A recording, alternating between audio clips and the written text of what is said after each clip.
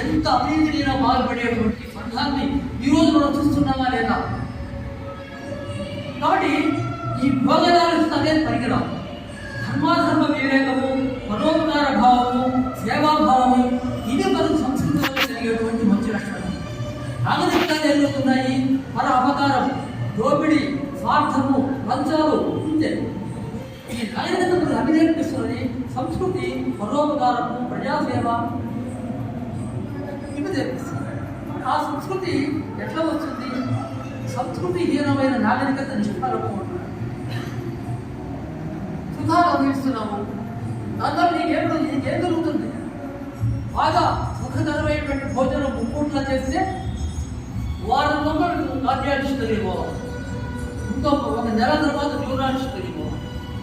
నువ్వు సుఖంగా మంచి రోజు 3 సార్లు బిర్యానీ తినవచ్చు, ఎంతో సుఖంగా చేయవచ్చు. ఆ సుఖ భోగం వల్ల నీకేమిటి? డాక్టర్ దగ్గరికి పోవాల్సిన అవసరం జరుగుతుంది. స్త్రీ సాంగత్యం వల్ల హెచ్ఐవి వస్తుంది. కాబట్టి నీకు నాగరికత వల్ల ఏమొచ్చి జరుగుతున్నది? నువ్వు ఇంటి నుంచి బయలుదేరగా నువ్వు పళ్ళెక్కుతున్నావు, నీ కాళ్ళు బలిహీన పడిపోతున్నాయి, నీ శరీరానికి వ్యాయామం లేదు, మళ్ళీ నువ్వు డాక్టర్ తెలియదు. అందువల్ల ఈ యొక్క నాగరికత, ఈ యొక్క ఏదైతే గొప్పగా మనం అనుకోని మనం ముగిపోతున్నామో అది మనకు హాని కలిగిస్తున్నది. సంస్కృతి వల్ల సదాచారం వచ్చింది, సదాచారం వల్ల శమతమ సంపన్నత కలుగుతుంది, శాంతి సహనములు వస్తాయి, క్రమశిక్షణ, నిత్యము ధ్యానము యోగము చేసేవాడు, నిత్యము దేవతాంచన చేసేవాడు, దినాలు సంధ్యావందనం చేసేవాడు, వీళ్ళందరూ కూడా శమధమ సంపన్నత వాటికి కలుగుతుంది, సత్యవాక్య సంపన్నత కలుగుతుంది. అబద్ధాలు చెప్పడానికి అంత బాగా ఇతరులకు అబద్ధాలు చేయడానికి, ఇతరులకు అబద్ధాలు ఆడటానికి ఈ యొక్క సనాతన ధర్మాచార పరాయణత ఉండేవాళ్ళు అంత చెయ్యరు. వాళ్ళు ఏదైనా దుర్గుడుకుతనానికి పాల్పడరు. ఈ యొక్క విపరీతమైన వెలితరలు వేసే నాగరికతలు పాటించే వాళ్ళే తప్ప ఈ ఉగ్రవాదము, ఈ తీవ్రవాదాలు ఇవన్నీ కూడా ఈ సమధమ సంపన్నత నేర్పించేటువంటి మంచి సదాచార సంపత్తి వల్ల ఏర్పడే సంస్కృతి వల్ల మనకు అవన్నీ కూడా మనకు మంచి ఫలితాలు. ధర్మము అంటే ప్రజలను ధరించున్నది అని చెప్తున్నాడు.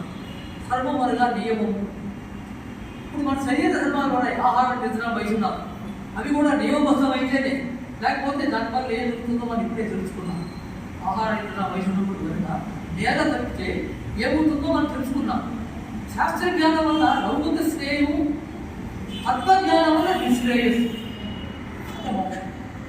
మనకు ఈ శాస్త్రజ్ఞానం అనేటువంటి దాని వల్ల కలిగిన లౌకికమైనటువంటి అదే కదా, అదే తత్వజ్ఞానం వల్ల మనకు నిశ్రేయస్సు, మోక్షం కలుగుతుంది. ఇదంతా వేదం చెప్తున్నది. మనం ఈ వేద శాస్త్రాల్లో ఉండే ధర్మాలన్నీ మనం పాటిస్తే మనకు ఈ విషయాలు తెలుస్తుంది. మోక్షం అనేది మాత్రం మనం అదేదో ఒక విదేశం కాదు. మోక్షం అంటే మనం ఈ బంధాలన్నీ మానసికంగా స్థితప్రజ్ఞుడుగా ఉండడమే అదే మోక్షం అంటే. ప్రపంచమంతా మనమే ప్రపంచంలో అందరినీ వదిలిస్తే అదే మోక్షం. తత్వజ్ఞానం అంటే జగజ్జీవేశ్వర విచారణ. జగత్తు, జీవము, జీవేశ్వరుడు అంటే పరమాత్మ. శరీరము, జీవాత్మ, పరమాత్మ. శరీరంలో ఆ పరమాత్మే ఆత్మ జీవాత్మగా ఉంటుంది. కాబట్టి ఈ విషయం మనకు ఆ తత్వజ్ఞానంలో తెలుస్తుంది. అలాంటి ఉండాలి ఏదైనా. కాబట్టి విశ్వాధారమైన పరమాత్మే ధర్మం అనబడు. కాబట్టి ధర్మం అంటే ఏమిటి? ఏదో కాదు, ఈ విశ్వానికంతా ఏదైతే ఆధారంగా ఉన్న పరమాత్మలో ఆ పరమాత్మయే ధర్మం.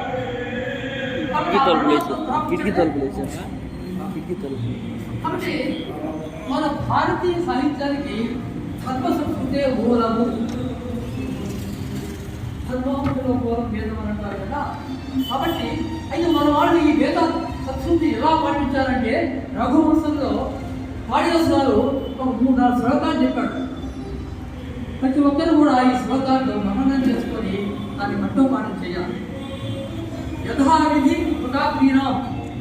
రఘువంశ మహారాజుడు యథావిధిగా అగ్నిహోత్ర కార్యాలు తీర్చుతుంటుంది. దీనికి దేవతలు సంతోషపడడానికి అగ్ని దేవతల యొక్క రాయబారి. అందువల్ల అగ్ని కార్యం చేస్తే దేవతలు సంతోషిస్తారు. హవ్యం అంటే పితృదేవతలు సంతోషిస్తారు. ప్రతి సంవత్సరము ఆప్తికాలు కట్టడం పితృదేవతలు.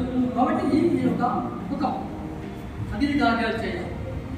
యాచకుల కోరికలు తీర్చుతుంటుంది. యాజకుల యొక్క పంచం ఈ రఘు మహారాజులు అనేటువంటి వాళ్ళు ఆయన చేస్తున్నారని మనం అందరం చేయాలని చెప్పడం అది కేవలం రఘు మహారాజుగా పరిమితం కాదు. యాజకుల గోత్రం తీసుకుంటుంది. ఎవరైనా వచ్చి అడిగితే వాళ్ళ యొక్క భక్తులకు ఇస్తున్నారు. తప్పులకు సరైన దండలనే నేర్చుకుంటుంది. చిన్న తప్పు చేస్తే చిన్న శిక్షణ, పెద్ద తప్పు చేస్తే పెద్ద శిక్షణ. త్యాగము కొనికే ధనములను కూర్చుకుంటుంది. ధన సంపాదన కేవలం త్యాగం కొరకు మాత్రమే. సత్యము కొనికే మితముగా భాషించుతుందని. వాళ్ళ యొక్క భాషలో వాళ్ళు మాట్లాడితే అది త్రికరణ శుద్ధిగా ఉంటుంది, సత్యమే అని ఉంటుంది.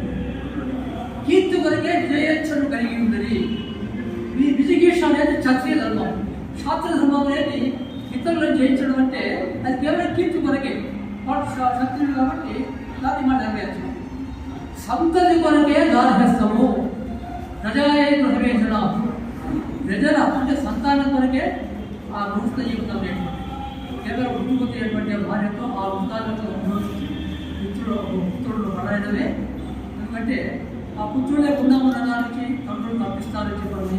ఆ విధంగా సృష్టి ముందుకు పోతూ దాని కొరకు మాత్రమే శైశవంలో విద్యలో చిన్న వయసులోనే విద్యలు నేర్చుకోవాలి. యవ్వనంలో సుఖ భోగాలు అనుభవించు.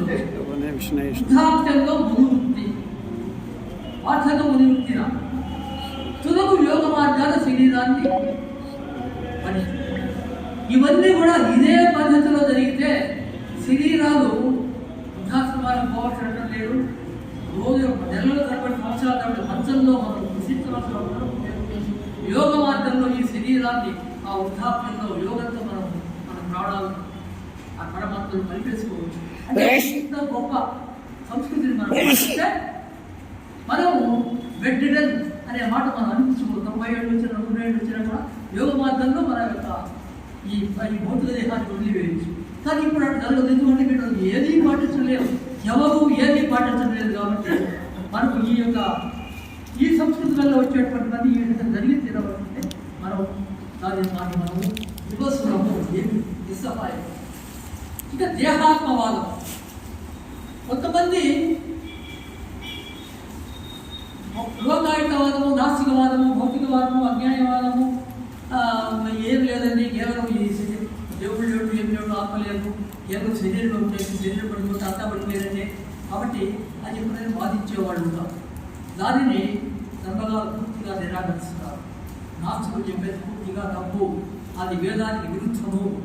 ఈ దేహం అంటే కాదు, దేహంలో ఆత్మ ఉంది.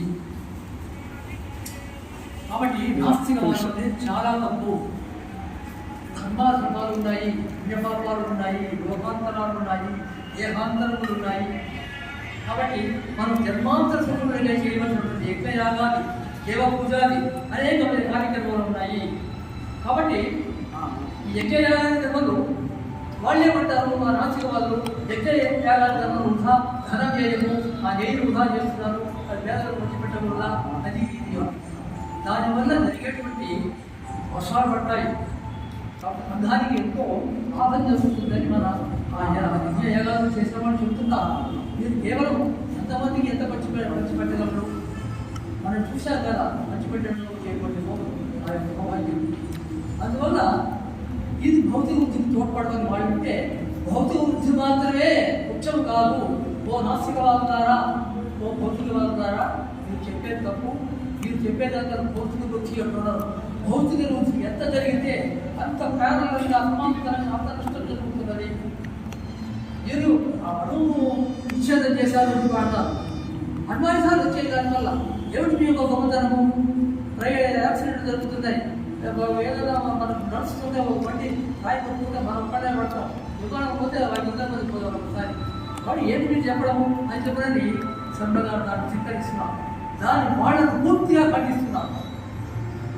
పుణ్యభావము నిర్మూలములు అవుతాయి, కర్మాధర్మము నిర్మూలములు అవుతాయి.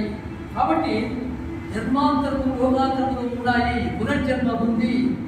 కాబట్టి ఇవన్నీ కూడా మీరు ఈ విధంగా దుర్మార్గంగా మాట్లాడవద్దు అని చెప్పని ఆయన చెప్తారు. ఎందువల్లంటే ఈ సృష్టిలో అనేకమైనటువంటి విపరీతాలను, వ్యత్యయాలను మనం చూస్తున్నాం. ఒకడు ధనవంతుడు, ఒకడు పేదవాడు, ఒకడు రోగిష్టి, ఒకడు మంచి పరిపూర్ణ ఆరోగ్యవంతుడు, వాడు ఏ పని చేసినా నశిస్తుంది, వాడు ఏ పని చేసినా మట్టి పట్టుకుంటే బంగారం అవుతుంది. ఏమిటయ్యా దీనికి కారణము? నువ్వు చేసే పుణ్యపాపాలు, ఈ యొక్క కర్మలు, ఈ యొక్క అనేకమైనటువంటి కర్మలు అనేవి ఉన్నాయి. సంచిత కర్మ, తర్వాత ప్రారంభ కర్మ, ఆదాయ కర్మ, ఈ కర్మలన్నీ ఉన్నాయి. దీనివల్ల నీకు పుణ్యపాపాలు ఏంటంటే నీ యొక్క ఆ యొక్క చట్టాలు ఉంటాయి. వాటి వల్ల నీకు నీ యొక్క పుణ్యం వల్ల పుణ్యలోకాలు, పాపలోకాలు వస్తాయి. కాబట్టి ఇవన్నీ మన వాళ్ళు చెప్తున్నారు. కాబట్టి ఇది సత్యమే కానీ మీరు చెప్పేటట్టుగా కేవలం దేహమే ముఖ్యము, దేహం లేకపోతే ఏం లేదు అని చెప్పని ఈ రోగాయుధ వేదము, చారణాకవాదము, నాస్తికవాదము ఈ తప్పు అని చెప్పినది అట్లా ఆ విధంగా వేదము ఖండించింది, శ్రీకృష్ణ భగవానుడు ఖండించాడు, శ్రీరామచంద్రుడు ఖండించాడు. ఇప్పుడు మన స్వర్ణ గారు కూడా మనకు ఒక మార్గదర్శనం చేస్తున్నారు. కాబట్టి భగవద్భక్తియే ఇవన్నీ కూడా నియమిస్తాయి. మానవుడు మంచిగా ఉండాలంటే, మంచి కర్మ చేయాలంటే, పుణ్యాన్ని సంపాదించుకోవాలంటే భగవద్భక్తి ఉండాలి. జీవరహిత జీవితం వల్ల, దేహాత్మవాదం వల్ల, ఆత్మవాదాలు ఏమవుతుంది? నియమరహితమైన జీవితం. నేను ఏం చేసిన తప్పు లేదు, నేను ఏం చేసిన పాపం కాదు, నేను ఎంతమందిని చంపచ్చు, హిట్లర్, పోల్పాట్, స్టాలిన్, వేల మంది, లక్షల మంది చంపారు. వాళ్ళు ఎక్కడికి పోయి ఉంటారో ఎవరైనా ఊహించుకోవచ్చు. అది తప్పు అని చెప్పుడే అంటున్నాడా? దేహాత్మవాదం ఏంటి? అసలు పూర్తిగా అశాస్త్రీయం. సృష్టి, ఈ ప్రపంచం చైతన్యము శక్తి, చైతన్యము పదార్థం, శివాశక్తి. శివ అంటే స్థానం, అంటే మొత్తం భౌతిక పదార్థం అంతా శివుడే. నవకల్లో చెప్పగల్లో ఏమంటారు? నీవే ఇది, నీవే అది, నీవే అన్ని వస్తువులు నీవే, నీవే, నీవే. నమ్మక చమత్కారం చెప్పేది ఇదే. ఓ శివ, అన్నీ నీవే. అయితే ఈ శివుడు శక్తి లేకుండా కదలలేడు. ఈ ప్రపంచం కదలాలంటే శక్తి ఉండాలి. కాబట్టి ఈ ప్రపంచం మొత్తం శివాశక్తి. ఆ శక్తియే ఆ శివుడే యొక్క మొత్తం భౌతిక పదార్థం. కాబట్టి నువ్వు ఆ శక్తి లేదంటే, నువ్వు దేవుడు లేదంటే శక్తి లేదు అన్నట్టు. శక్తి లేకపోతే ప్రపంచం ఎలా ముందుకు పోతుంది? అంత కొంచెమైన ఇంగిత జ్ఞానం ఉన్నవాడేవాడని మాట్లాడతాడా? శక్తి అనేది ఉంది. ఆ శక్తినే మన పరమాత్మ అంటున్నాం. మనలో ఒక భాగం ప్రవేశించింది. ఘటాకాశం, పటాకాశం అంటే ఘటం అంటే ఘటంలో ఆకాశమే ఘటంలో ఉంది. ఆ ఘటం పగలబడ్డగానే ఆకాశాన్ని కలిసిపోతుంది. అంటే నీ దీంట్లో ఉండేటువంటి జీవాత్మ ఇది పడిపోగానే వార్షకం వల్ల ఇది పరమాత్మ కలిసిపోతుంది. కాబట్టి ఇవన్నీ ఉన్నప్పుడు మీరు ఏ విధంగా మాట్లాడుతున్నారయ్యా అని అంటున్నారు. శరీరం ఒక యంత్రం వంటిది, ఆత్మభౌతికమైన ఉపాధి. కాబట్టి దీంట్లో ఒక ఆత్మ అనేది ఉంటుంది. మనం నిద్రపోతున్నాం గాఢంగా, చాలా గాఢంగా నిద్రపోయినా దేవుడు అంటాడు పొద్దున్న లేచి. నీవు ఇంత గాఢంగా నిద్రపోయినప్పుడు నీ మనసు మెదడు కూడా పూర్తిగా నిద్రించింది కదా. పొద్దున్న లేచి నేను ఇంత గాఢంగా నిద్రపోయినా అన్నది ఎవరు? సాక్షి ఆత్మ. నీ ఆత్మ నువ్వు నిద్రపోతున్నా మేలుకొని ఉంటుంది, అదే చూస్తూ ఉంటుంది. నువ్వు చేసే పుణ్యాలకు పాపాలకు అదే సాక్షి, ఆత్మసాక్షి అని మనం అనుకుంటాం. ఊరిగా మాటలు అంటాం అంటే మనం దాని మీద ఎప్పుడు ప్రత్యేకం లేదు, ఎప్పుడు నమ్మకం లేదు. అది ఆత్మసాక్షి అనేది అదే. కాబట్టి ఆ ఆత్మయే పరమాత్మ. కాబట్టి ఇవి లేవు ఉంటే ఎలాగా అని చెప్పనని శ్రీ బ్రహ్మశ్రీ జానకి రామస్వామి ప్రశ్నిస్తున్నాం. ఇప్పుడు ఒక లోహం యంత్రం ఉంది, యంత్రం చెడిపోయింది. అప్పుడే దాంట్లో విద్యుత్ ప్రవహిస్తున్నా కూడా యంత్రం పనిచేయదు. నువ్వు విద్యుశక్తి లేదంటావు, చెడిపోయింది యంత్రం అయితే విద్యుశక్తి లేదు అని అంటున్నావు. వేలు పెట్టు, షాక్ దగ్గర చచ్చిపోదు. కాబట్టి యంత్రంలో లోపం ఉంది కాబట్టి ఈ దేహం పడిపోయింది. ఈ పరమాత్మ శక్తి అక్కడే ఉంది, అది ఇప్పుడు విశ్వశక్తిలో కలిసిపోయింది. మళ్ళా ఇంకో బాధ్యపద్ధతిగా వస్తుంది, దాంట్లో ప్రవేశిస్తుంది. సమస్తమైన జీవరాశుల్లో, చరాచర జీవరాశుల్లో కాకుండా మొత్తం పదార్థంలో కూడా శక్తి ఉంది. అణువు అనేది భౌతిక పదార్థంలో ఉండే అణువు. యురేనియం అనేది ఉండే ప్రాణం ఉందా? యురేనియానికి దాంట్లో ఉండే అణువు నిశ్చలిస్తే ఎంత శక్తి వస్తున్నది? సూర్యుడితో సమానమైన శక్తి వస్తుంది. కాబట్టి పదార్థంలో, జీవరహిత పదార్థంలో కూడా శక్తి ఉంది. ఆ శక్తి ఏమిటి అంటే పరమాత్మ. కాబట్టి భౌతికానికైనా ఆధ్యాత్మికానికైనా శక్తి అనేది ఆ పరమాత్మ. కాబట్టి అచేతనంలో చైతన్యం పుట్టదు అంటున్నాడు. కాబట్టి ఈ శరీరము అనేది ఉంటే దీంట్లో చైతన్యం రాదు, దాని రాదు. ఆ శక్తి యొక్క ప్రవేశించాలి. అయితే ఈ స్ట్రక్చర్, ఈ యొక్క నిర్మాణం ఉన్నప్పుడే ప్రవేశిస్తుంది. అది ఈ నిర్మాణం లేకపోయినా మొత్తం మీద ఏదో ఇవన్నీ ఉన్నప్పుడే అది ప్రవేశిస్తుంది. వీటిని నడిపిస్తూ ఉంటుంది.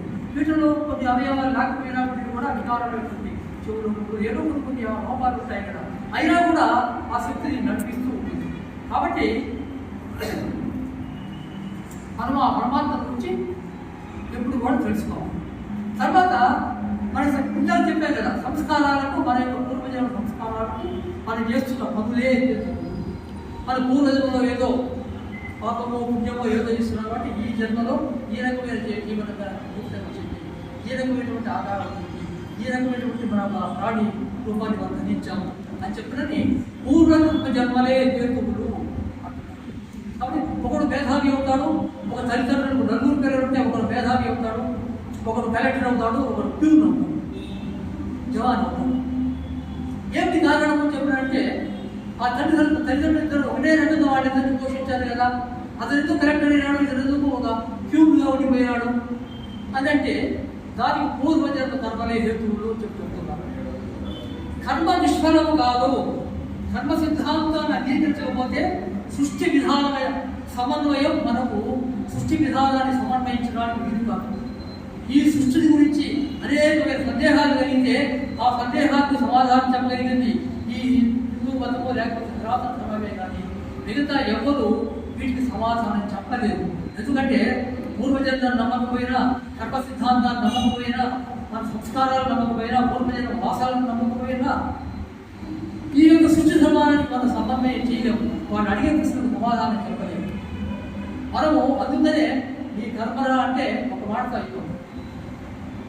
మరి ఇంకేం చెప్తాం సమాధానం? ఇందువల్ల ఎందుకు జరిగింది అంటే బుద్ధిక్రియాత్మకుడైన జీవుడు శరీర పాపమును నశింపగా కర్మానుసారముగా దేహాంతరమును పొందును. దీనివల్ల పుణ్య పాప కర్మము సఫలము జరుగును. అంటే పుణ్యం చేస్తే పుణ్యం రావడం, పాపం చేస్తే. ఇప్పుడు ఈ భౌతికవాదం ఉందనుకోండి, వాడు మహాపాపం చేశాడు, వాడికి ఏం దోషపడతారు? ఆ వాడి పాపాన్ని ఇక్కడే శిక్ష లభించాలా? ఎవరు శిక్షిస్తారు? ఇక్కడ ఎవరు శిక్షిస్తారు? ఎంతోమంది మనం శిక్షలు తప్పించుకోవడం చూస్తున్నాం కదా. కాబట్టి వాడు ఇక్కడ శిక్ష తప్పించుకున్నా మనలోపల శిక్ష ఉంటుంది అనే నమ్మకం మనకు లేకపోతే ఇక ఈ సందర్భంలో జరిగేటువంటి వాదాలు అంతూ ఉండదు. కాబట్టి కర్మ నిష్ఫలము కాదుకుంటున్నారు. అప్రత్యక్ష విషయంలో ఆప్తవాదులు ప్రమాణము. ఏదైనా మన కంటి కర్మని నమ్మకం అంటే ఇప్పుడు క్వాంటమ్ ఫిజిక్స్ ఉంది, వాళ్ళకి ఈ మధ్య ఈ క్వాంటమ్ ఫిజిక్స్లో ఓపెన్ ప్రైజ్లు వచ్చాయి. వాళ్ళే చెప్తున్నారు నువ్వు చూసేది ఏది కూడా నిజం కాదు, నువ్వు ఏదైతే చూస్తున్నావో అది కాదు అంటున్నారు. జగద్మిథ్య శంకరాచార్యుడు అంటే మనం శంకరాచార్యుడు ఎగ్జామ్ చేస్తాం. ఇప్పుడు క్వాంటమ్ ఫిజిక్స్ అదే మాట అనుకున్నారు. మరి ఏం సమాధానం చెప్తావాడు? వాడు నిరూపించారు, యంత్రాల కాలం నిరూపించారు నువ్వు ఏదైతే చూస్తున్నావో అది నిజం కాదు. ఇప్పుడు అది అనుభూతి నక్షత్రం చూపిస్తున్నాను. ఆ అనుభూతి నక్షత్రం ఇప్పటిది కాదు, కొన్ని కోట్ల సంవత్సరాల లాంటిది. అనుభూతి నక్షత్రం ఇప్పటిది కాదు. మరి ఏ నక్షత్రం అయితే చూస్తున్నావో అవి ఇప్పటివి కాదు, కొన్ని కోట్ల సంవత్సరాల లాంటివి. ఆ కాంతి ప్రసరించి ఇప్పుడు మన కళ్ళకు చేరుతున్నది. ఇప్పుడు అక్కడ ఏమీ మనం ఏదైతే చూడదలుచుకున్నామో అది అక్కడ లేదు అసలు. ఇది శాస్త్రమేది చెప్తూ ఉంటే ఏదైతే చూస్తే అదే నమ్ముతారు, నేను చూడదు నేను నమ్మకం అనేటువంటి మూర్ఖుడు ఈ నాస్తికాలు. కాబట్టి మీరు తప్పకుండా మనకు చూడని చాలా ఉన్నాయి, మన యొక్క దృష్టికి అందరికీ చాలా ఉన్నాయి. కాబట్టి దీనికి ఎవరైనా ప్రమాణం అంటే వేదాల ప్రమాణం. ఆప్తవాక్యం మనకు ఎవరు ఆప్తవాక్యం? వేదం. వేదం ఒకరు చెప్పింది కాదు, 50 మంది ఋషులు ఋషికలు వీళ్ళు దర్శించారు, వాళ్ళు ఆ అనుభవాన్ని పొందారు. దాని తర్వాత వాడు మంత్రాలను చెప్తూ ఉంటే తర్వాత శిష్య పరంపర దాన్ని సాక్షాత్ పారంపర్యంగా వచ్చిందే కానీ అవి అపౌరుషేయాలు ఒకరు ఒక చోట రాసింది కాదు. కాబట్టి అవి ఇప్పటికీ కూడా క్రమ ఘన చట ఇవన్నీ కూడా తప్పకుండా ఇక్కడ ఉండే వేద పండితులంతా కూడా ఎంతో కష్టపడి ఎంతో నేర్చుకొని అప్పటికే కొన్ని సగానికి తగ్గ వేదాలు పోయినాయి. ఆ మిగతా సగం యొక్క ఆ శాస్త్రాలైనా కూడా మనం తప్పించుకోవాలని చెప్పని ఎంతోమంది మన వాళ్ళు కష్టపడుతున్నారు. కాబట్టి వాళ్ళు చూచారు, ఆ మహర్షులు చూసి మనకు చెప్పారు ఇది అని. కాబట్టి మనం వాళ్ళ ఆప్తవాక్యం, ఆ పెద్దలు జ్ఞానవృద్ధులు మహర్షులు భగవత్ సమానులు వాళ్ళు చెప్పినవి మనం నమ్మాలి. అంతేగాని మన బుద్ధిహీనత వల్ల సాధారణ చూడలేదు వాళ్ళు లేదు అని చెప్పినట్టు చాలా తప్పుతుందని సంబంధాలు మనల్ని హెచ్చరిస్తున్నారు. బహుదేశకాల భిన్న దర్శన నమ్మకం ఇది కేవలం ఒకరు చెప్తుంది కాదు, అనేక దర్శనాలు వచ్చాయి. ఏ దర్శనం వచ్చినా కూడా ఈ యొక్క వేద సంబంధమైనటువంటి ఏమి చెప్పారో అదే వాళ్ళు కూడా చెప్తారు. బుద్ధుడు కూడా పునర్జన్మ ఉంది అన్నాడు. ఒక శరీరం నుంచి ఇంకో శరీరం వస్తుంది అని చెప్పి ఆచార్య రాఘవాన్ని చెప్పాడు. ఆయన కూడా బుద్ధుడి జాతక కథలు నా పూర్వజన్మలో నేను ఈ విధంగా ఉన్నాను అని బోధిస్తుడు. ఆ బుద్ధుడే బోధిస్తుడుగా పూర్వజన్మల్లో ఎన్నో జన్మల్లో ఆయన ఏం చేస్తాయో అని బుద్ధ జాతక కథలు ఉంటాయి. అయితే ఈనాటి బుద్ధుడు అవన్నీ తప్పు, కేవలం బుద్ధుడు భౌతికవాది, ఆయన ఈ పునర్జన్మ రమణం ఎందుకు నమ్మడం చెప్పిన అంటున్నారు. దానికి మనం ఏం చేయదు. జైనంతో కూడా ఆత్మ నమ్ముతుంది. కాబట్టి ఈ ప్రపంచంలో ఉండే ఇస్లాం క్రైస్తవ మతాలు కూడా దేవుడిని నమ్మారు. ఆత్మను కూడా ఒక రకంగా వాడు సోల్ ఏదో సోల్ అంటారు కదా, సోల్ ఆత్మ అని వాళ్ళు నమ్ముతున్నారు. కాబట్టి అందరూ నమ్మిన విషయాన్ని ఓ నాస్తి కూడా నీవెందుకు నమ్మవు అని దర్శనహీనం మాట ప్రమాణం కాదు. నీకు దర్శనం లేదు, నువ్వు నోటుకొచ్చినట్టు మాట్లాడితే మేము ఎప్పుడనుకుంటాము. నువ్వు వేదర్శనం చూపించు, బుద్ధుడి చెప్పిన మాట చూపించు, ఏదో కాదు నువ్వు ప్రమాణం చూపించు మాకు. అంతేగాని మన పల్లెటూరులో ఉండేవాళ్ళు జన్మాంతరాలంతా లోకాంతరాలంతా వాళ్ళంతా పాటిస్తుంటే నువ్వు చదువుకున్నావు కదా చెప్పండి. నీ చదువును వ్యర్థం చేసుకుంటూ ఒక కృతజ్ఞమైనటువంటి ఒక హీనమైన అర్థంతో నీవు ఈ యొక్క వేద దర్శనాన్ని వేదాంతమైనటువంటి ప్రామాణ్యాన్ని కాదంటే దానివల్ల ఉపయోగం లేదు. కాళిదాసు గారు కూడా అంటారు, జననాంశగా సంప్రదాడి ఈ వేరే జన్మల్లో ఉండేటువంటి ఆ సంవృతం ఈనాడు చెప్తాం. కాబట్టి ఈ విధంగా అందరూ కాబట్టి కొన్ని మనకు జన్మాంతర లోకాలు ఉంటాయి. ఇక ఇంకోటి ఏంటంటే సమాన ఆర్థిక సంపన్నంగా సకల సమస్యలు పరిష్కరించారు. ఇప్పుడు సరే మనం ఆ పాట అరుచుకోలేదు. ఇప్పుడు కమ్యూనిజం కానీ లేకపోతే సోషలిజం కానీ ఇవి అందరికీ సమానంగా డబ్బు వస్తే ఈ ప్రపంచంలో శాంతి నెలకొంటుంది. అది ఆర్థిక సమానత్వమే అన్ని సమస్యలకు పరిష్కారం చెప్పని మన కమ్యూనిస్ట్ సోదరులు కానీ సోషలిస్ట్ సోదరులు కానీ అనుకుంటారు. అయితే ఆర్థికంగా సమానంగా అమెరికా బ్రహ్మాండమైనటువంటి ఆర్థిక అందరికీ బ్రహ్మాండమైనటువంటి కోటీశ్వరులు ఇది చేస్తున్నారు. అక్కడ ఏమైనా శాంతి ఉంటుందా? మాట్లాడితే గది తీసుకొని కాల్చిపారేడు కదా. ఏం శాంతి వచ్చింది? ఆర్థిక సమానత్వం వల్ల ఏమొస్తున్నది? ఒక మునీశ్వరుడు పట్టశాలలో కూర్చొని తపస్సు చేసుకుంటూ నిరంతరమైన శాంతితో ఉంటాడే, ఆయనకు ఏమి భోగభాగ్యాలు ధనధాన్యాలు ఉంటాయని చెప్పిన ఆయన ఆ శాంతిని భజిస్తున్నాడు. ఒక పొలంలో ఒక ధాన్యంతో దున్నుకునేటువంటి ఒక రైతు సకాలానికి వర్షం పిప్పలు పడితే అత్యంతమైన హర్షం పొందుతాడు. అతనికి విమానాన్ని గురించినా అంత హర్షం రాదు. సమయాన్ని వాన పడితే ఆ రైతు కొంత ఆనందం కలుగుతుంది. ఆనందం నీలో ఉంది, నువ్వు సృష్టించుకోవాలి. భోగ భాగ్యాలు ఎప్పుడు కూడా కాబట్టి సంపూర్ణత సమగ్ర శాంతి వసగదు అని ఘంటాబద్ధంగా సర్వదా చెప్తూ ఉన్నాను. ఈ మాట చెప్పింది మాడవీయ చెప్తే సర్వదా కూడా చెప్తుంది. కాబట్టి పరమాత్మ ప్రాప్తియే పరమ పురుషార్థం. పురుషార్థంలో మోక్షం చివరిది. ఈ మూటి మీదనే నీ దృష్టి ఉంటే ఉపయోగం లేదు. ఆ చివరి దాని కోసమే ఈ మూడు ఆచరించాలి. కాబట్టి దీనికి భారతీయ విజ్ఞాన సంస్కృతి మాత్రమే దీనికి దోహదం. వీటికి ఎవరోటే శ్రీరామచంద్రుడే ఆదర్శపురుషుడు. శ్రీరాముడే కాదు, శ్రీకృష్ణ భగవానుడే కాదు, ఆయన వేదరక్షకుడు. కృష్ణ భగవానుడు కానీ శ్రీరామచంద్రుడు కానీ వీరు వేదరక్షకులు, యజ్ఞరక్షకులు, ధర్మరక్షకులు. కాబట్టి మనం బుద్ధులైతే రామకృష్ణ అనుకుంటాం. కాబట్టి ఈ పురుషార్థము సాధించాలంటే భిన్న మార్గాలు ఉంటాయి. అందువల్ల ఎవరు ఏ మార్గంలో ఏ ధర్మాన్ని ఆచరించినప్పటికీ అది పురుషార్థాన్ని సాధన కనుక ఆ మార్గంలో ఉంటే నీవు యొక్క ధర్మ ఆచరణ మార్గంలో భిన్నమైనప్పటికీ కూడా ఈ ధ్యేయం ఒకటైతే నువ్వు ఆచరించు. జాతి భేదంతో ధర్మ భేదం వస్తాయి. అయితే అంత మాత్రాన జాతి భేదం వల్ల మత భేదం వల్ల ధర్మాలు విభేదించాయని మనం ఒకరికొకరు హింసించుకోకూడదు, మనం కలహించుకోకూడదు. పరస్పర సామరస్యాన్ని సాధించుకొని ఒక ఏకవాక్యతకు రావడానికి మనం అందరూ కృషి చేయవలే. తర్వాత మర్యాద పాలనము అంటున్నారు. మరి మర్యాద పాలన అంటే కుటుంబంలో అనేకమైన కుటుంబ మర్యాదలు ఉంటాయి. మర్యాద పురుషోత్తముడు శ్రీరామచంద్రుడు పితృభక్తి, మాతృభక్తి, భార్య పట్ల, తమ్ముళ్ళ పట్ల, విరోధుల పట్ల, అందరి పట్ల ఒక రకమైన ధర్మాన్ని ఆచరించాడు. విగ్రహవా ధర్మహారామ. కాబట్టి ఆయన ఈ మర్యాద ఏమిటి? బుద్ధుల్లాగానే తల్లిదండ్రులు నమస్కారం చేయి, ఆచార్య దేవో భవ, పితృదేవో భవ, మాతృదేవో భవ, అతిథి దేవో భవ. కొన్ని పిల్లలకు నేర్పించండి. ఇవే మర్యాద అంటే. రాజులు పూర్వ పరస్పరం జరుపుకుంటాడు. మొఘలు రాజులు అన్నదమ్ములను తల్లిదండ్రులను సంహరించి వాళ్ళ రాజ్యానికి వచ్చారు. ఏం మర్యాదలు నేర్చుకుంటారు? వాళ్ళు ధనమే ప్రధానంగా చూసుకున్నారు. కాబట్టి అటువంటి ఘోరమైనటువంటి సంస్కృతి ఉండకూడదు. మనము తల్లిదండ్రుల ఏడ, యజమాని ఏడ, అధికారి ఏడ, అందరి ఏడ కూడా విధేయత కలిగి ఉంటామని చెప్పుకొని మనం అధికారి ఏడ విధేయత కలిగి ఉంటారు.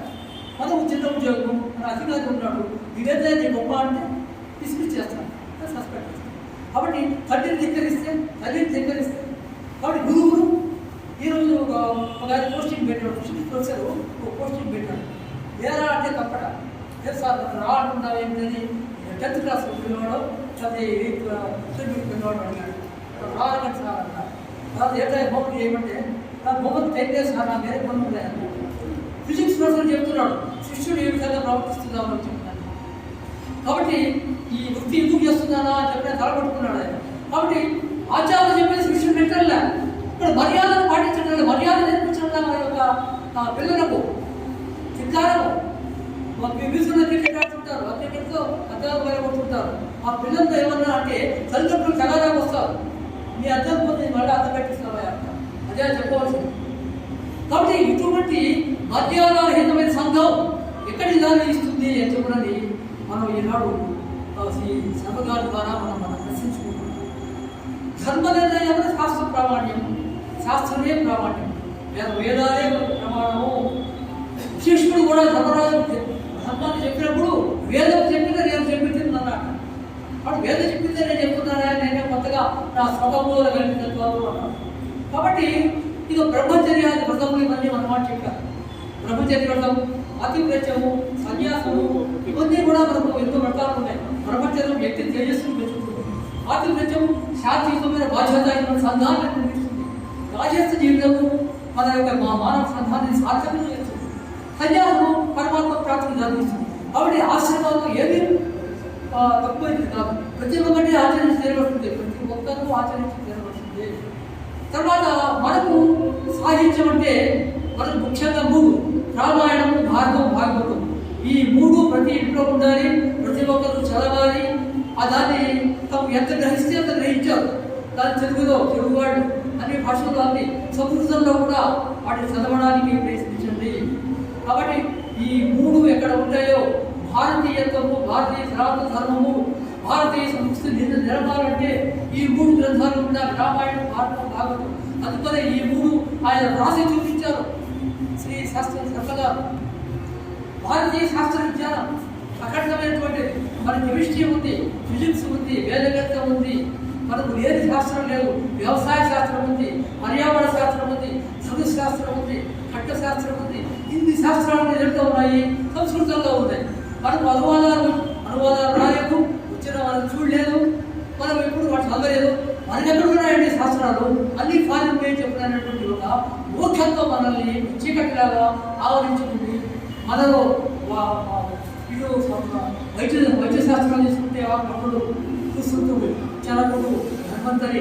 అటు తీసుకుంటే ఆర్యభట్టు, వరాహమిత్రుడు, తర్వాత బ్రహ్మగుప్తుడు. పిల్లలు మ్యాథమెటిక్స్ సరిపెట్టారు. వేదగణితం చాలా బ్రహ్మాండంగా ఉంటుంది. సంస్కృత భాష విజ్ఞాన సాధనం.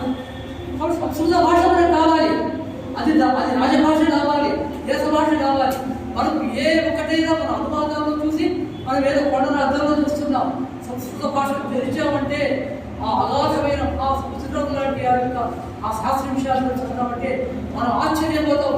జర్మన్ పండితులు అమెరికాలో, అదే యూనివర్సిటీలో, ఫ్రాన్స్లో అనేక చోట్ల సంస్కృత పీఠాలు తెచ్చి అక్కడ మన గ్రంథాన్ని చదువుకుంటే మనం సంస్కృత గ్రంథాలు తెలుగుతున్నాము.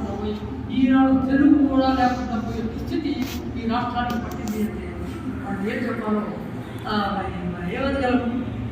సంస్కృతాన్ని జాతీయ భాష చేయాలి అనుకున్నారే. ప్రాంతీయత జాతీయత కాదు, మనం ప్రాంతీయతను ముందు మర్చిపోవాలి. జాతీయత నీవు ఎవరు అని అడిగితే నేను హిందువు అని ఎవరో చెప్తాను. ముస్లింలు అడిగితే నేను ముస్లింలు ఉంటాను. అప్పుడు అడగాలి ఏమైనా సిద్ధినా సిద్ధానా అమ్మకి అంటే అప్పుడు చెప్తాడు ఆయన లేదు. ముందు అడగాల నేను ముస్లింలు అంటాను, ఇంకేనా. అదే క్రైస్తవుడు నేను క్రైస్తవుడు అంటాను. ఆ తర్వాత చెప్తాడు బుద్ధిస్ట్ అంట, ఇంకా తర్వాత చెప్తాడు. మనం అడిగితే నేను రావడండి, నేను వయసుడు. కాబట్టి ఈ రకమైనటువంటి మన హిందువులు రండి, పొట్టు పెట్టుకోండి, చుట్టు పెట్టుకోండి, మన యొక్క సర్వసంస్కృతిని పాటించండి. మనకు భయం ఎందుకు? మన దేశంలో మనమే భయపడితే మనం ఇతర దేశాలకు పోయి ఏం నాటిస్తాం మాట్లాడతాం. అమెరికాలో అదే జరగాలన్నటువంటి ఈ వేద సంస్కృతం అదే ఊరేగింపు జరుగుతున్నాయి. రాములల్లా ఊరేగింపు న్యూయార్క్లో జరిగింది. ఇక్కడ ఎవరినైనా దమ్ము ఉందా రాములల్లా ఊరేగింపు తీయడానికి? న్యూయార్క్లో జరిగింది, జర్మనీలో జరుగుతున్నది, ఇతర దేశాల్లో జరుగుతుంది. మన వాళ్ళు అక్కడికి పోయి పాటిస్తున్నారు. కాబట్టి ఇది మంచిది కాదు అని చెప్పిన సర్వగా ఘంటా చెబుతున్నారు. ఆయన ఉప్పు రాసిందే దీనికోసం. కాబట్టి మనము తమిళనాడు మేము, కేరళ వాళ్ళు మేము, గద్దావీలో మేము, ఆ 3 రాష్ట్రాలు మన దేశంలో ఉంటాయి పోతాయి కూడా తెలియగలుగుతాం. ఘోరమైన స్థితి ఎక్కడ వచ్చింది? ఎందుకు ప్రాంతీయతకు మనం ప్రాధాన్యత ఇచ్చాం. కాబట్టి మన ముందు నేను భారతీయులు చెప్పుకోలేకుండా నేను తమిళుడినండి, నేను తెలుగు వాడినండి, ఆ తెలుగు వాళ్ళు కూడా బాగుండండి, నేను తెలంగాణ వాడినండి, నేను ఆంధ్ర తెలుగు ఒకటి కదా. ఈ రకమైన బోధమైన స్థితి మనకు వచ్చింది. అందువల్ల సంస్కృతం సర్వదేశ సమాజం. సంస్కృతం అన్ని దేశాలు పాటిస్తున్నాయి, అన్ని చోట్ల ఆచార్య పీఠాలు ఉన్నాయి. మనకే ఇక్కడ ఆంధ్రాలో సంస్కృతము తెలుగు రెండు కలిపి ఒక ఏదో అకాడమీ, సంస్కృతం అకాడమీ వేరు, తెలుగు అకాడమీ వేరు కదా. ఎందుకంటే అసలు అకాడమీ ఎందుకు అలా ఉంది. మన మతాంతరులే సంస్కృతాన్ని ఈనాడు వాడు ఉత్సాహంగా నేర్చుకుంటూ ఉంటే, మనం హిందువులు కాబట్టి మన సంస్కృత భాషను, భారతీయులు కాబట్టి మన ఎందుకు మన సంస్కృత భాషను మనం నేర్చుకోవడం లేదు. భారతీయ విద్యాలు రావాలి, సంస్కృతం రావాలి. సంస్కృతం రాదు అంటే అది సిగ్గు చేయడం విషయం ఉంటుంది. తప్పకుండా చెప్తున్నారు ఆయన. నీవు సంస్కృతం రాదు అంటే వీరు కాదు, నువ్వు నేర్చుకో. ఈ భాష నీ మాతృభాష నేర్చుకో, వెంటనే సంస్కృతం కూడా నేర్చుకో. అఖండమైన అపారమైన విద్యాల నిధి అక్కడ ఉంది. నువ్వు ఆ రత్న సంపద ఎందుకు పోతుకుంటావు? మనకి ఏం తెలుసుదని సంస్కృతంలో ఏముందని ఏం తెలుసుదని మనం ఈనాడు మన యొక్క వ్యక్తుల ధనాన్నంతా వదిలేసుకొని ఏదో మా తల్లి గారు ఆస్తి చూడవా ఏదో స్థలాలు ఇచ్చాడు. నీకు ఇచ్చినది అక్కడ ఉన్నది వ్యక్తుల ధనం సంస్కృత సంస్కృతంలో. ఆ ధనాన్ని సంపాదించవయా అంటున్నా. తర్వాత జాతీయమైన మత సామర్థ్యం కూడా వస్తుంది. మనం అందరం భారతీయులమే అంటే ఇంకా మతము వాళ్ళ వేరే ఏముంది? నువ్వు ఏమన్నా వేస్తూ భారతీయుడే. కాబట్టి ఈ భారతీయ భావము ఇది కనుక ఉంటే సంస్కృతాన్ని అందరూ నేర్చుకోవచ్చు. ఇంగ్లీష్ అందరూ నేర్చుకుంటున్నాను కదా, దానికి 26 కోట్లతో పదాలు అక్షరాలు నేర్చుకుంటున్నారు.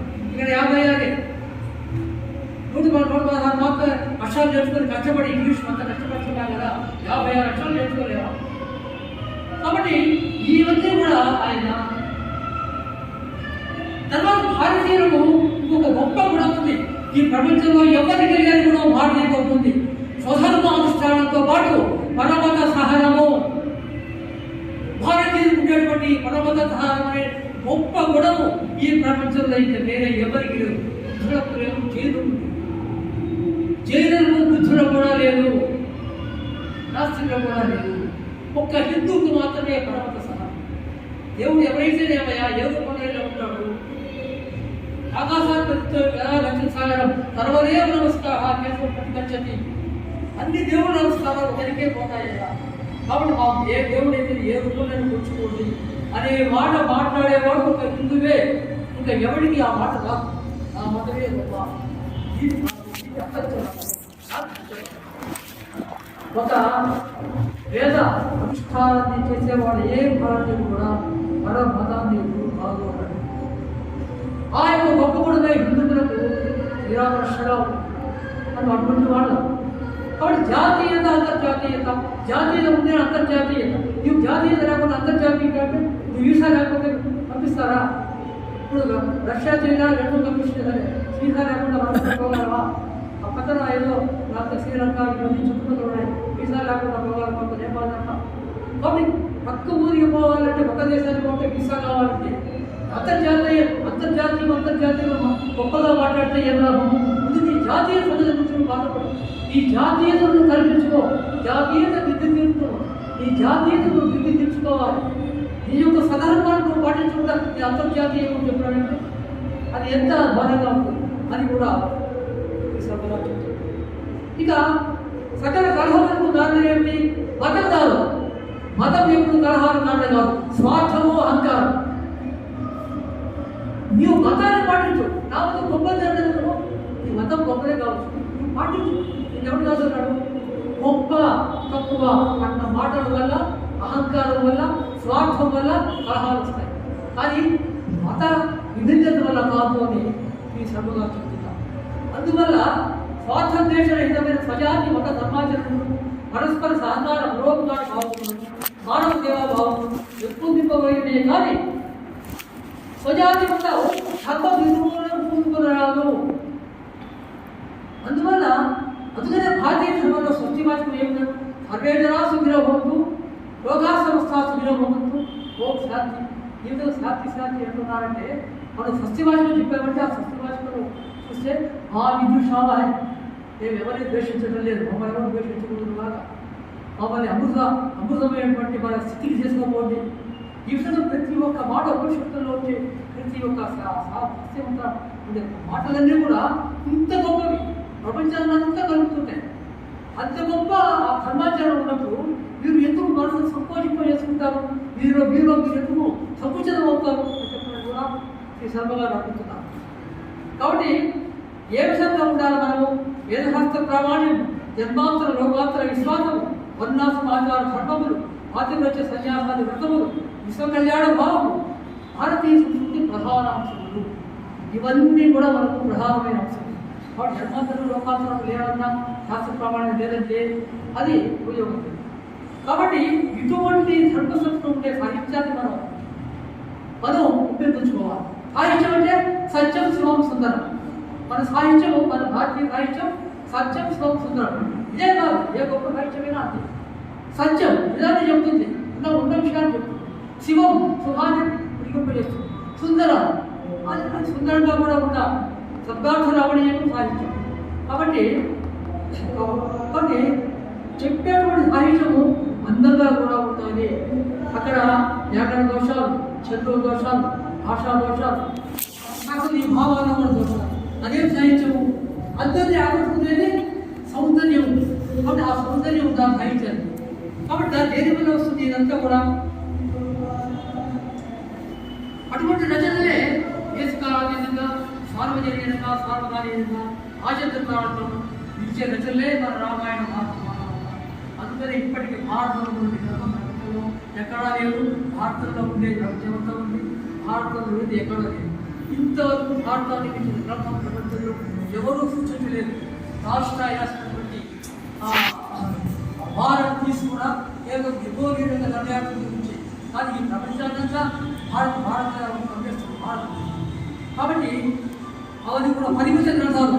ఈ భారతం అపరిమిత గ్రంథం.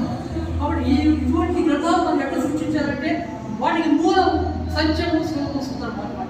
అది పాటించగలిగేటువంటి రచయితలు ఎవరు? ఋషులు. కాబట్టి ఋషులే కవులు కాలేదు. కాబట్టి ఋషులే కావ్యాన్ని సృష్టించగలరు. ఎందుకంటే ఋషులలో రోజు శక్తి లేదు. నిరంతరమైన యోగం వల్ల, ధ్యానం వల్ల, తపస్సు వల్ల వాళ్ళ యొక్క ఓజో కూడా శరీరం అంతా వ్యాపించారు. వాడు ఏది చెబితే వాచకత్వం కావుతేనట, వాడు ఏది చెబితే అది ధర్మమై, ధర్మవాక్యమై, సత్యమై నిలుస్తుంది. అందువల్ల ఋషి మాత్రమే సౌందర్య సృష్టి చేయగలడు అని అంటారు. మన శర్మగారు కూడా ఋషితుల్యుడే. అందువల్ల ఆయన రాసిన గ్రంథాలన్నీ కూడా ఆ విధంగా అందరినీ ఆకట్టుకున్నట్టుగా మన సమాజంలో సదాచారంలో బట్ ఆయన గ్రంథాలు అన్నీ అందరూ పాటించాలి. వాక్య ప్రధానములు కార్యము రమణీయాలు ప్రతిపాదక కార్యము చెప్పారు కదా. కాబట్టి ఆ రమణీయత్వం సామర్థ్యాలు, రసపోషణ సామర్థ్యాన్ని ఇవన్నీ కలిగి ఉండి కావ్యాలు సృష్టించాలి. అలాంటి ఉత్తమ మధ్యమాత్మ కారణం. అందుకని సంధ్యాలలో రాసినటువంటి ఆనందవసరాచార్యులు అన్ని గ్రంథాలు చూసి ఈ రోజుల్లో కవులు అనాలని అంటే ఒకరో ఇద్దరు ముగ్గురు, లేకపోతే కష్టం మీద 5 6 అన్నారు. ఇంతమంది కవులు వస్తే ఆనందవసరాచార్యులు అని మాట ఆ మహాముఖి 6 దాంట్లో కనిష్ఠిగా దృష్టి కాళిదాస వేదానికి కనిష్ఠిగా దృష్టి వాల్మీకి ఉన్నారు. వాల్మీకి వల్లనే మనకి సాహిత్యం ఉంటుంది. ఈ కవులంతా వాల్మీకిని అనుసరించారు, వాల్మీకిని అనుసరించారు. వాల్మీకిలో లేదు ఈ మిగతా కావ్యంలో లేదు. కాబట్టి ఆది కావ్యమైన రామాయణాన్ని మనందరం చదవాలి, వారితో చదవాలి. వచ్చాక మరి ఏదైనా చెప్పుకోరు. వాడు రావుబాబు అన్నాడు, వాడు అర్జునుడు కృష్ణుడు, వాడు ధర్మరాజురా, ఇవన్నీ ఒక మంచి పశు శాస్త్రం పడితే వాడు సహదేవుడు రా, అభినవ సహదేవుడు రా. అది ప్రతిదానికి మనం భారత పాత్రను తెచ్చుకుంటుంటాం. ఎందుకని భారతము సాత్కాలీనమైన సార్వజనీయమైనటువంటి ఇక సాహిత్యం ఒక ఆరాధన విశేషం. చింతన గారు భారతంలో చెప్పారు, నేను చేస్తున్నటువంటి సాహిత్య సృష్టి ఒక ఆరాధన విశేషము. పరిహరారాధనే కాదు, సాహిత్య ఆరాధన ఆయన చేసింది. సాహిత్య సాంప్రదాయాలను పోగొట్టవద్దు అని శ్రీ స్వామి గారు చెప్తూ ఉన్నారు. కాబట్టి ఇక ప్రజాకవి అనుకుంటారు. వీళ్ళు ఏదో పెద్ద గొప్పవాళ్ళైన లోక పైకి వచ్చారు. ఆయన ఎవరో గడి రాసి కొట్టండి తగ్గండి చెప్పండి అంటే ఆయన ప్రజాకవి. ఈయన ప్రజాకవి కాదు, వాళ్ళు ప్రజాకవి కాదా, వ్యాసుడు ప్రజాకవి కాదా, నందయ్య గారు కవిత్ర ప్రజాకవి కాదా, ప్రజల కోసం రాసామయ్యా మేము ఆ ద్రావణి మోదము పెరియా మోదము మారయ్య లోకహిత నిష్ఠని. కాబట్టి అటువంటి ఏ కవి అయినా ప్రజాకవి, ఏ రచయిత ప్రజాకవి. ప్రజల కోసమే రాస్తాడు. ప్రజలు చదవకపోతే ఆయన కావ్యాలు ఎదుర్కొంటారు, ఆయనకు ఆదాయం ఎలా వస్తుంది? ప్రజలు అట్లయినా ఆలోచించాడు. కాబట్టి ప్రతి కవి ప్రజాకవి, ప్రతి రచయిత ప్రజాకవి. కేవలం విప్లవమైనటువంటి సాహిత్యం మాత్రమే ప్రజాకవి. మహాకవి రక్షణాలు ఎలా ఉంటారు? విద్వత్సంస్థమనీయ భవ్య కవితావేశంలో విద్యా సంపద్విక్షాలు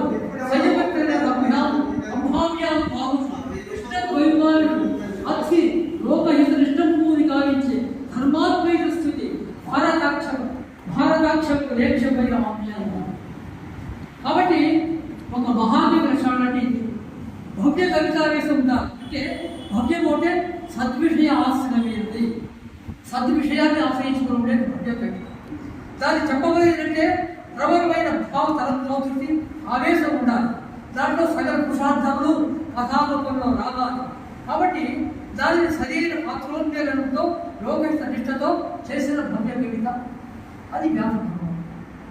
ఆ పాత్రలన్నీ ఆయన చెప్పేటువంటి ప్రతి ఒక్క సంఘటన, ప్రతి ఒక్క సందర్భము అన్నీ కూడా ఈ పురుషార్థాలు ఏం చేసుకోబోతుంది, ఏమేమి తీసుకోబోతుంది, ఆ పాత్రోన్మేళనం దాని వెళ్ళిపోతూ మొత్తం భారతాన్నంతా కూడా ఒక భావతరంగంతో చిత్రధర్మ మోక్షాన్ని ధర్మం మధ్యలో ధర్మం పుడుతూ ఉన్నాడు. చర్చలు వచ్చేటప్పటికి ఆ మొత్తం శాంతి చక్రంతో కూడా ధర్మాన్ని. కాబట్టి ఈ రకంగా మొట్టమొదటి పుట్టుక దగ్గర నుంచి చర్చల వరకు ఎంత పగడ్బందీగా ప్రారంభించి ప్రతి కవి కూడా వ్యాసం నేర్చుకోవాలి. ఒక నవల రాయాలంటే, కథ రాయాలంటే ఎలా, ఒక కావ్యం రాయాలంటే ఎలా, వ్యాసుడే మనకు మార్గం అది పూర్తిగా నమ్ముతున్నారు శ్రీ శర్మ గారు. కాబట్టి ఆయన ఇంకోటి కూడా అంటున్నాడు, మహాకవికి వివిధ విశేషములపై సమగ్రమైన జ్ఞానం ఉండాలి కూడా. కాబట్టి ఆ సాహిత్య విజ్ఞాన విజ్ఞానం ఎట్లా వస్తుంది? రచన అభ్యాసం వల్ల వస్తుంది. అనేక గ్రంథాలు వ్యుత్పత్తి అంటే అనేకమైన గ్రంథాలు చదువుతూ ఉండాలి, ప్రతిభ ఉండాలి. ప్రతిభ లేకపోయినా వ్యుత్పత్తి వల్ల చాలా జ్ఞానం అభివృద్ధి జరుగుతుంది. కాబట్టి దానికి సాంప్రదాయ జ్ఞానం అవసరం. సాంప్రదాయ జ్ఞానం ఎలా వస్తుంది? వేదాలు మనం చదవలేవు, రామాయణ భారత భావనాలలోకి వస్తుంది. కాబట్టి అదేవిధంగా మనం అన్య భాష సాంస్కృతిక చరిత్రను కూడా తెలుసుకోండి అంటున్నాం. అంటే శర్మగారిని అంతర్జాతీయమైన దృష్టే కానీ కేవలం మన దృష్టే కాదు, ఆయన ఒక ఋషి. ఆయన ప్రపంచాన్నంతా కూడా చూస్తాడు. అలాగే మన ఆయన ఉత్తర భారతదేశం, ఇది దక్షిణ భారతదేశం. అప్పుడు ఆయన ఆశించి విశ్వవిద్యాలయాన్ని సృష్టించగలిగాడు. ఈయన మత శక్తి లేదు కాబట్టి ఇక్కడ ఈ ఆశయం విశ్వవిద్యాలయాన్ని సృష్టించలేకపోయింది. అది ఆయన రచనను సృష్టించారు. కాబట్టి అంతటి మహానుభావుడు ఋషితుల్యుడు కాబట్టి ఆయన ఎప్పుడు కూడా అన్య భాషా సారస్వతము దేశమత చరిత్రాది పరిజ్ఞానము సంపాదించండి. ఈ వేదాలే కాదు, ఈ ఉపనిషత్తులే కాదు, ఈ రామాయణ భారతంలో అన్య భాషలు కూడా నేర్చుకోండి, సమన్వయం చేసుకోండి, కానీ నీతిని తిరుగుకోండి. నువ్వు కైగట్టుకో వల్ల వాడు కైగట్టుకుంటున్నాడో తెలుసుకోండి. ఇష్టదేశంలో నువ్వు కైగట్టుకుంటే దుఃఖం చేస్తాను. కాబట్టి ఈ రకంగా కూడా ఆయన చెప్తూ ఉన్నాడు. రెండవది మహానుభావం. మహానుభావం అంటే ఒక సమగ్రమైన గొప్ప కథను సర్గబంధం ద్వారా రచించడంతో అది మహాకావ్యం. గొప్ప కథ అది సర్గబంధంగా ఇందాక చెప్పుకున్న కదా, క్రమపాత్రంతో చివరి ఒక ధ్యేయాన్ని పెట్టుకుంటే ఆ ధ్యేయం వాల్మీకి రామాయణం అటువంటిది, వ్యాస భారతం అటువంటిది, కాళిదాసు రఘువంశం అలాంటి. ఇట్లా మీరు ఈ దృష్టిలో పెట్టుకొని చెయ్యండి. కాబట్టి మనం ఆయన ఏమంటున్నాడంటే ఈ ఋషులకు ఆ ఓజోశక్తి ఉంటుంది కాబట్టి వాళ్ళు ఏది చెప్పినా ఆ మార్పు మనం ఆకర్షించుకుంటుంది. వాళ్ళు ప్రతిఫలేకపోయినా కూడా ఎవరిలో ఓజోశక్తి, యోగశక్తి, తపోశక్తి, త్యాగశక్తి ఉంటుందో ఒక తపస్సుని ఆయన మాట్లాడితే వేదం అవుతుంది. కాబట్టి ఆ రకమైనటువంటి అవకాశం మీకు ఉంది. మీరెందుకు ధ్యానం, యోగం, తపస్సు ఇవన్నీ కూడా మీరు ఎందుకు దానికి మీరు అవసరం. కాబట్టి ఇది ప్రామాణిక గ్రంథ సంగ్రహాలు ఉన్నాయి. దాన్ని ఆయన ఏం చెప్తున్నాడంటే ఇటువంటి గ్రంథాలు రావడానికి మనకు మనము మొట్టమొదటి రామాయణ భారత సంగ్రహంగా ప్రజల్లో చేసుకోండి. తర్వాత గ్రంథమాలాభిమానము ఒక గ్రంథమాలను సృష్టించుకోండి. ఎవరితో పోయి ఆశ్రయించాయని మా విరాళాలు ఇవ్వండి, గ్రంథాన్ని తీసుకుపోయి ఆయన ఆశ్రయించి అడుక్కోలేదు. 10 మంది పాఠకులు చేయాలి, ఒక 100 మంది పాఠకులు చేయాలి. చాలా ఒక రూపాయలు వేసుకుంటే ఇదే పూర్వం ఉండేది. హడాగ్రంథమాల, భావనా గ్రంథమాల, అది గ్రంథమాలు ఉండేది. విజ్ఞాన చంద్రుడు రాసినటువంటి ఆయన కూడా ఒక కుమరాల లక్ష్మణరావు గారు ఒక గ్రంథమాలు వేశారు. అట్లా మనమే మన సొంతకు ఒక ప్రభుత్వం యొక్క విభక్తులు లేకుండా, రాజకీయ నాయకుల విభక్తులు లేకుండా మనమే మన ఆటలు నాడాలు వేసుకొని ఒక గ్రంథంగా మాలా విధానాన్ని మనం ఎందుకు అనుసరించకూడదు అని చెప్పని ఈ సర్వగారు అడుగుతున్నాను. ఆ కార్యక్రమ విధానాన్ని కూడా ఆయన చెప్పాడు అన్నమాట. కాబట్టి సంస్కృత భాషా కేంద్ర బోధనము, సంస్కృత భాషా శాస్త్ర ప్రచారము ఇవి ప్రధానము. వీటితో పాటు ఆంధ్రము, హిందీ, ఆంగ్లం అన్ని నేర్చుకోవడానికి ఈ మండలి యొక్క ప్రధాన ఆశయం ఇది అని ఆయన చెప్తున్నాడు. చివరిగా ఆయన ఏం చెప్తున్నాడంటే విజ్ఞాన ప్రజల ఉపన్యాసములు, చర్చలు, బహుముఖ ప్రసంగములు అన్నీ కూడా చేయండి. దర్శనాభ్యాసం కూడా చేయండి. అంటే నృత్యము, సంగీతము అన్ని మన పిల్లలకు చిన్నప్పటి నేర్పించండి. నృత్యం నేర్పిస్తే వాడు 100 ఏళ్ళు వచ్చినా కూడా బాగా ఆరోగ్యంతో ఉంటారు. ఆరోగ్యంగా ఉంటారు. వాళ్ళందరికీ ఆడపిల్లలు, మగపిల్లలు కూడా నృత్యం నేర్పించండి, సంగీతం నేర్పించండి. సంగీతము, సాహిత్యము ఆయుధాలు పెంచుతాయి. ఇది కావాల్సింటే చూడండి. ఎక్కడైనా చిరకాలం జీవించేవాళ్ళు కళాకారులు అంటే తాగి పద్యాలు పాడేవాళ్ళు కాదు, నగస్థానికి పద్యాలు పాడేవాళ్ళు. నిజమైనటువంటి శాస్త్రీయమైన నిరంతరమైన తపస్సుతో ఉండేవాళ్ళు. వాళ్ళు ఈ లలితకళలు వాళ్ళ ఆయుధాన్ని ఇక చివరి యొక్క 72 యొక్క అయిపోయింది. ధర్మకర్తవ్యము. ఆయన ధర్మకర్తవ్యాన్ని బోధిస్తున్నాడు. అఖిల భారతీయ దృక్పథము, సకల మత సామరస్యము ప్రధాన సూత్రములుగా మనకు ఉండాలి. సకల మత సామరస్యము ప్రధాన సూత్రంగా ఉండాలి. కవితా గోష్ఠులు, కళా ప్రదర్శనలు, కవి పండిత, కళాశిల్ప సత్కారములు జరుపబడవలను. సాంస్కృతికులకు ఇతర సంస్థలతో మనం సహకరించి, మనల్ని ఇతరులు సహకరించమని ప్రేక్షించి ఈ కార్యక్రమ నిర్వహణాత్మక ధర్మకార్యంగా ఒక ధర్మ నిర్వహణంగా చేయండి. ప్రభుత్వం మీద, రాజకీయ పక్షాల మీద ఆధారపడవద్దు. సాహిత్య సాంస్కృతిక పరాయణ యువకులే ఈ కార్యక్రమం చేయాలి. అది సాహిత్య మండలి యొక్క అదే ఆయన చెప్పవచ్చు. కాబట్టి ఆయన చెప్పినటువంటి భర్తవాక్యం మీరే యువకులారా రండి, మీరే మంచి మంచి గ్రంథాలు చదివి, మీరే మంచి మంచి గ్రంథాలు రాసి, మీరే అందరూ ఉపయోగంగా ఏర్పడి, మీరే మీకున్నటువంటి శక్తిని బట్టి శబ్దాలు వేసుకొని ఒక గ్రంథమాల కార్యక్రమం ప్రతి నెల ఒక గ్రంథాంతం అందరికీ మీరే వచ్చి పెట్టండి. ఇదివరకు ఆ పద్ధతి మన దేశంలో ఉంది, ఇప్పుడు లేదు. మన రాబోయే ఎప్పుడు ఆజ్ఞ చేయమని